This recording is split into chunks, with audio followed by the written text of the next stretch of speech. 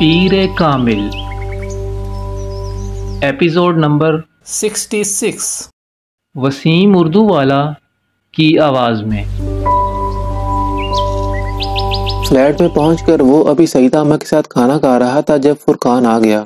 اس نے سعیدہ اماں سے خود ہی اپنا تعارف کرایا اور پھر کھانا کھانے لگا۔ چند منٹوں میں ہی وہ سعیدہ اماں کے ساتھ اتنی بے تکلفی کے ساتھ ٹھیٹھ پنجابی میں گفتگو کر رہا تھا کہ سالار کو رشک آنے لگا۔ اس نے فرقان سے اچھی گفتگو کرنے والا کبھی نہیں دیکھا تھا۔ اس کے گفتگو کے انداز میں کچھ نہ کچھ ایسا ضرور تھا کہ دوسرا اپنا دل اس کے سامنے کھول کر رکھ دینے پر مجبور ہو جاتا تھا۔ اتنے سالوں سے دوستی کے باوجود وہ فرقان کی طرح گفتگو کرنا نہیں سیکھ سکا تھا۔ 10 منٹ بعد وہ وہاں خاموشی سے کھانا کھانے والے ایک سامع کی حیثیت اختیار کر چکا تھا، جبکہ فرقان اور سعیدہ اماں مسلسل گفتگو میں مصروف تھے۔ سعیدہ اماں یہ جان کر کہ فرقان ڈاکٹر ہے، اس سے طبی مشورے لینے میں مصروف تھیں۔ کھانے کے خاتمے تک وہ فرقان کو مجبور کر چکی تھی کہ وہ اپنا میڈیکل باکس لا کر ان کا چیک اپ کرے۔ فرقان نے انہیں یہ نہیں بتایا کہ وہ آنکولوجسٹ تھا۔ وہ بڑی تحمل مزاجی سے اپنا بیگ لے آیا۔ اس نے سعیدہ اماں کا بلڈ پریشر چیک کیا، پھر اسٹیتھوسکوپ سے ان کی دل کی رفتار کو ماپا اور آخر میں نبض چیک کرنے کے بعد انہیں یہ یقین دلایا کہ وہ بے حد تندرست حالت میں ہے اور بلڈ پریشر یا دل کی کوئی بیماری انہیں نہیں ہے۔ سعیدہ اماں ایک دم بے حد حشاش بشاش نظر آنے لگی۔ سالار ان کے درمیان ہونے والی گفتگو سنتے ہوئے کچن میں برتن دھوتا رہا۔ وہ دونوں لاؤنج کے صوفوں پر بیٹھے ہوئے تھے۔ پھر اسی دوران اس نے فون کی گھنٹی سنی۔ فرقان نے فون اٹھایا۔ دوسری طرف ڈاکٹر صاحب تلی تھے۔ سلام دعا کے بعد انہوں نے کہا، سالار نے پولیس اسٹیشن پر کسی سعیدہ نام کی خاتون کے بارے میں اطلاع دی تھی۔ فرقان حیران ہوا۔ جی وہ یہی ہیں ہمارے پاس۔ اللہ کا شکر ہے، ڈاکٹر صاحب تلی نے بے اختیار کہا۔ ہاں وہ میری عزیزہ ہے، ہم انہیں تلاش کر رہے تھے چند گھنٹوں سے۔ پولیس سے رابطہ کیا تو سالار کا نام اور نمبر دے دیا انہوں نے۔ فرقان نے انہیں سعیدہ اماں کے بارے میں بتایا اور پھر سعیدہ اماں کی بات فون پر ان سے کرائی۔ سالار بھی باہر لاؤنج میں آ گیا۔ سعیدہ اماں فون پر گفتگو میں مصروف تھیں۔ ڈاکٹر صاحب کی عزیزہ ہیں یہ، فرقان نے دھیمی آواز میں اس کے قریب آ کر کہا۔ ڈاکٹر سبتلی صاحب کی؟ سالار حیران ہوا۔ ہاں انہی کی۔ سالار نے بے اختیار اطمینان بھرا سانس لیا۔ بھائی صاحب کہہ رہے ہیں تم سے بات کرانے کو، سعیدہ اماں نے فرقان سے کہا۔ فرقان تیزی سے ان کی طرف بڑھا اور ریسیور لے کر کاغذ پر کچھ نوٹ کرنے لگا۔ ڈاکٹر سبتلی اسے ایڈریس لکھوا رہے تھے۔ سعیدہ اماں نے قدرے حیرانی سے لاؤنج کے دروازے میں کھڑے سالار کو دیکھا۔ تم کیا کر رہے ہو؟ ان کی نظریں سالار کے ایپرن پر جمی تھیں۔ وہ کچھ شرمندہ ہو گیا۔ میں برتن دھو رہا تھا۔ سالار واپس کچن میں آیا اور اس نے ایپرن اتار دیا۔ ویسے بھی برتن وہ تقریباً دھو چکا تھا۔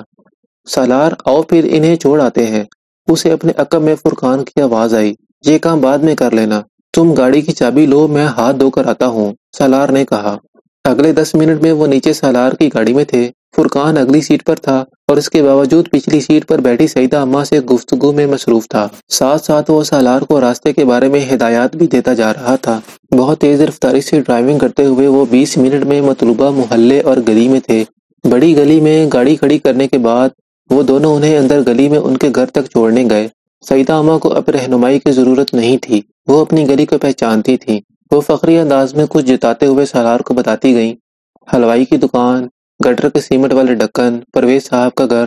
جی، سالار مسکراتے ہوئے سر ہلاتا رہا۔ اس نے ان کو یہ نہیں بتایا کہ ان کی بتائی ہوئی ساری نشانیاں صحیح تھیں، صرف وہ اسے ایک غلط علاقے میں لے گئی تھیں۔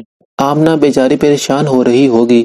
انہوں نے سرخ ٹینٹ کی بنی ہوئی ایک حویلی نما 2 منزلہ مکان کے سامنے رکتے ہوئے 275 دفعہ کہا۔ فرقان نے آگے بڑھ کر بیل بجائی۔ سالار قدرے ستائشی انداز میں حویلی پر نظریں دوڑاتا رہا۔ وہ یقیناً کافی پرانی حویلی تھی، مگر مسلسل دیکھ بھال کی وجہ سے وہ اس گلی میں سب سے باوقار لگ رہی تھی۔ تم لوگوں کو اب میں نے چائے پیے بغیر نہیں جانے دینا، سعیدہ اماں نے کہا۔ میری وجہ سے تم لوگوں کو بہت پریشانی ہوئی، خاص طور پر سالار کو، بچہ مجھے سارا دن لیے پھرتا رہا، سعیدہ اماں نے سالار کے کندھے پر ہاتھ پھیرتے ہوئے کہا۔ کوئی بات نہیں سعیدہ اماں، چائے ہم پھر کبھی پئیں گے، آج ہمیں دیر ہو رہی ہے۔ ہاں سعیدہ اماں، آج چائے نہیں پئیں گے، کبھی آ کر آپ کے پاس کھانا کھائیں گے، فرقان نے بھی جلدی سے کہا۔ دیکھ لینا ایسا نہ ہو کہ یاد ہی نہ رہے تمہیں۔ لیں بھلا کھانا کیسے بھولیں گے ہم، وہ جو آپ پالک گوشت کی ترکیب بتا رہی تھیں وہی بنا کر کھلائیے گا، فرقان نے کہا۔ اندر سے قدموں کی آواز آ رہی تھی۔ سعیدہ اماں کی بیٹی دروازہ کھولنے آ رہی تھی اور اس نے دروازے سے کچھ فاصلے پر ہی سعیدہ اماں اور فرقان کی آوازیں سن لی تھیں، اس لیے اس نے کچھ بھی پوچھے بغیر دروازے کا بولٹ اندر سے اتارتے ہوئے دروازہ تھوڑا سا کھول دیا۔ اچھا سعیدہ اماں، خدا حافظ، فرقان نے سعیدہ اماں کو دروازے کی سیڑھیاں چڑھتے ہوئے دیکھ کر کہا۔ سالار اس سے پہلے ہی پلٹ چکا تھا۔ گاڑی میں بیٹھ کر اسے سٹارٹ کرتے ہوئے سالار نے فرقان سے کہا، تمہاری سب سے ناپسندیدہ ڈش پالک گوشت ہے اور تم اسے کیا کہہ رہے تھے؟ فرقان نے کہا لگایا، کہنے میں کیا حرج ہے، ویسے ہو سکتا ہے وہ واقعی میں اتنا اچھا پکائیں کہ میں کھانے پر مجبور ہو جاؤں۔ تم جاؤ گے ان کے گھر؟ سالار گاڑی مین روڈ پر لاتے ہوئے حیران ہوا۔ بالکل جاؤں گا، وعدہ کیا ہے میں نے اور تم نے۔ میں تو نہیں جاؤں گا، سالار نے انکار کیا۔ جان نہ پہچان، منہ اٹھا کر ان کے گھر کھانا کھانے پہنچ جاؤں؟ ڈاکٹر سبت علی صاحب کی فرسٹ کزن ہے وہ، اور مجھ سے زیادہ تو تمہاری جان پہچان ہے ان کے ساتھ، فرقان نے کہا۔ وہ اور معاملہ تھا، انہیں مدد کی ضرورت تھی، میں نے کر دی، اور بس اتنا کافی ہے۔ ان کے بیٹے یہاں ہوتے تو اور بات تھی، لیکن اس طرح اکیلی عورتوں کے گھر تو میں کبھی نہیں جاؤں گا۔ سالار سنجیدہ تھا۔ میں کون سا اکیلا جانے والا ہوں یار، بیوی بچوں کو ساتھ لے کر جاؤں گا۔ جانتا ہوں میرا اکیلا ان کے ہاں جانا مناسب نہیں ہے، نوشین بھی ان سے مل کر خوش ہوگی۔ ہاں، بابی کے ساتھ چلے جانا کوئی حرج نہیں۔ سالار مطمئن ہوا۔ میں جاؤں؟ تم کو بھی تو ساتھ چلنا ہے، انہوں نے تمہیں بھی دعوت دی ہے۔ میں تو نہیں جاؤں گا، میرے پاس اتنا وقت نہیں ہے، تم ہو آنا کافی ہے، سالار نے لاپرواہی سے کہا۔ تم ان کے خاص مہمان ہو، تمہارے بغیر تو سب کچھ پھیکا رہے گا۔ سالار کو اس کا لہجہ کچھ عجیب سا لگا۔ اس نے گردن موڑ کر فرقان کو دیکھا، وہ مسکرا رہا تھا۔ کیا مطلب؟ میرا خیال ہے انہیں تم داماد کے طور پر پسند آ گئے ہو، فضول باتیں مت کرو۔ سالار نے اسے ناراضگی سے دیکھا۔ اچھا دیکھ لینا، پرپوزل آئے گا تمہارا اس گھر سے۔ سعیدہ اماں کو تم ہر طرح سے اچھے لگے ہو، ہر بات پوچھی ہے انہوں نے مجھ سے تمہارے بارے میں، یہ بھی کہ تمہارا شادی کا کوئی ارادہ ہے کہ نہیں، اور ہے تو کب تک کرنے کا ارادہ ہے۔ میں نے کہا کہ جیسے ہی کوئی اچھا پرپوزل ملا وہ فوراً کر لے گا۔ پھر وہ اپنی بیٹی کے بارے میں بتانے لگی۔ اب جتنی تعریفیں وہ اپنی بیٹی کی کر رہی تھیں، اگر ہم اس میں سے 50% بھی سچ سمجھ لیں تو بھی وہ لڑکی، کیا نام لے رہی تھی؟ ہاں آمنہ، تمہارے لیے بہترین ہوگی۔ شرم آنی چاہیے تمہیں، ڈاکٹر سبت علی صاحب کے رشتہ دار ہیں وہ، اور تم ان کے بارے میں فضول باتیں کر رہے ہو۔ سالار نے اسے جھڑکا۔ فرقان سنجیدہ ہو گیا۔ میں کوئی غلط بات نہیں کر رہا ہوں، تمہارے لیے تو یہ اعزاز کی بات ہونی چاہیے کہ تمہاری شادی ڈاکٹر سبت علی صاحب کے خاندان میں ہو۔ جسٹ سٹاپ اٹ فرقان، یہ مسئلہ کافی ڈسکس ہو گیا، اب ختم کرو، سالار نے سختی سے کہا۔ چلو ٹھیک ہے، ختم کرتے ہیں، پھر کبھی بات کریں گے، فرقان نے اطمینان سے کہا۔ سالار نے گردن موڑ کر چپتی ہوئی نظروں سے اسے دیکھا۔ ڈرائیونگ کر رہے ہو، سڑک پر دھیان دو، فرقان نے اس کا کندھا تھپتھپایا۔ سالار کچھ ناراضی کے عالم میں سڑک کی طرف متوجہ ہو گیا۔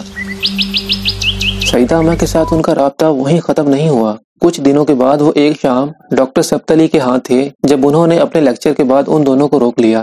سعیدہ آپا آپ لوگوں سے ملنا چاہتی ہیں، مجھ سے کہہ رہی تھیں کہ میں آپ لوگوں کے ہاں انہیں لے جاؤں۔ میں نے ان کو بتایا کہ شام کو وہ لوگ میری طرف آئیں گے، آپ یہیں مل لیں۔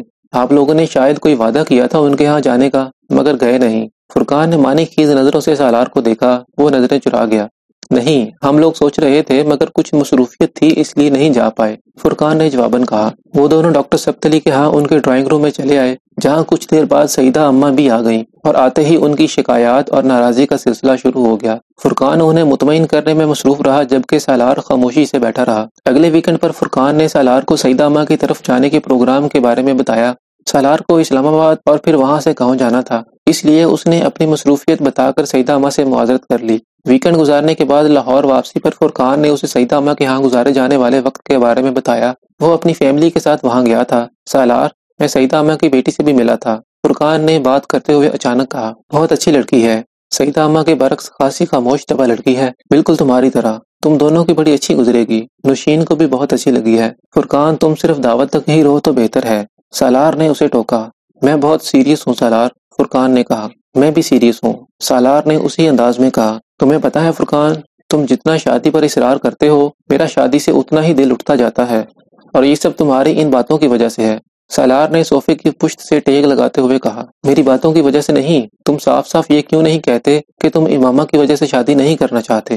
فرقان یکدم سنجیدہ ہو گیا۔ اوکے، صاف صاف کہہ دیتا ہوں، میں امامہ کی وجہ سے شادی کرنا نہیں چاہتا۔ پھر سالار نے سرد مہری سے کہا۔ یہ ایک بچگانہ سوچ ہے، فرقان اسے بغور دیکھتے ہوئے بولا۔ اوکے فائن، بچگانہ سوچ ہے، پھر سالار نے کندھے جھٹکتے ہوئے کہا۔ Then you should get rid of it, تب تمہیں اس سے چھٹکارا حاصل کرنا چاہیے، فرقان نے نرمی سے کہا۔ I don't want to get rid of it, so میں اس سے چھٹکارا نہیں چاہتا۔ پھر سالار نے ترکی و ترکی کہا۔ فرقان کچھ دیر لاجواب ہو کر اسے دیکھتا رہا۔ میرے سامنے دوبارہ تم سعیدہ اماں کی بیٹی کی بات مت کرنا، اور اگر تم سے وہ اس بارے میں بات کریں بھی تو تم صاف صاف کہہ دینا کہ مجھے شادی نہیں کرنی، میں شادی شدہ ہوں۔ اوکے، نہیں کروں گا اس بارے میں تم سے بات، اسے میں نے کی ضرورت نہیں ہے، فرقان نے دونوں ہاتھ اٹھاتے ہوئے صلح جوئی سے کہا۔